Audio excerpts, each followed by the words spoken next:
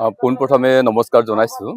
আমাৰ যিকেইটা news channel আমাৰ ইয়াত আহি উপস্থিত হৈছে তেখেতসকললৈ বিশেষকৈ অসমবাসীৰ আজি এক বিশেষ দিন। অসমে সমগ্ৰ অসমৰ জাতি জনগোষ্ঠী প্ৰতিটো প্ৰত্যেকজন মানুহৰ হিয়া মানে আমাৰ ভোগৰ আনন্দ ভোগালী এই অনুষ্ঠানটো থাকিবই। বিহু বুলি কোৱাৰ লগে লগে প্ৰথমে আমাৰ মনলৈ আহে ৰঙালী বিহু।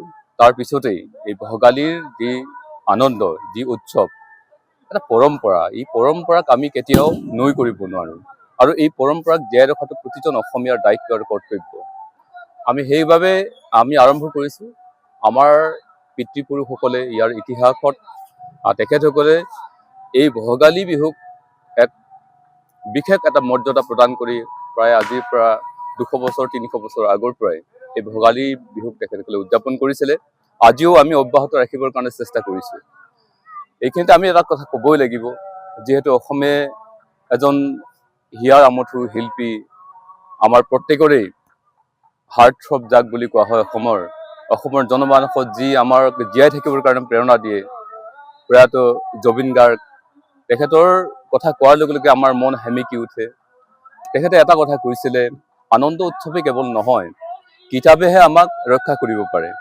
কিতাপ নপঢ়া জাতিক গামোচাই কেতিয়াও বচাব নোৱাৰে, সেই কথাটো তেখেতসকলে বাৰে বাৰে কৈছে। গতিকে আমি সেই কথাটো লক্ষ্য ৰাখিব লাগিব।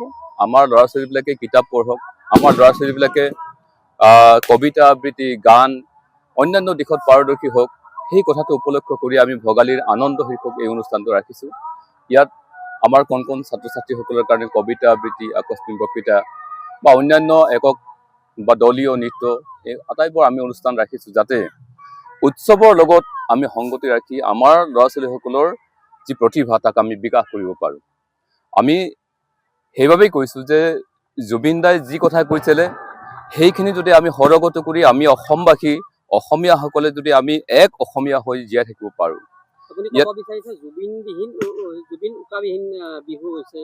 জুবিনবিহীন মানে উকা বিহু, যাক আমি স্মৰণ কৰি খুবেই আমাৰ দুখ ভৰা মন মানে এটা সেমেকি আহে।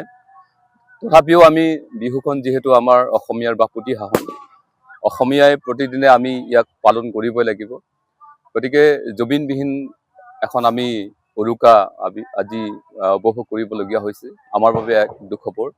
যা হওক, তথাপিও জীয়াই থাকিবৰ কাৰণে যিখিনি প্ৰেৰণা তেখেতে আমাক দি গৈছিলে, গতিকে আমি সেই এক অসমীয়া, বিভিন্ন জাতি জনগোষ্ঠীৰ যিটো সমন্বয়, আমাৰ এক অসমীয়া, সেই এক অসমীয়াৰ মিলনভূমি আমি পৰিণত কৰিবৰ কাৰণে আমি প্ৰয়াস সদায় অব্যাহত ৰাখিম আৰু ইয়াক আমি প্ৰচেষ্টা এটা হাতত লৈছোঁ।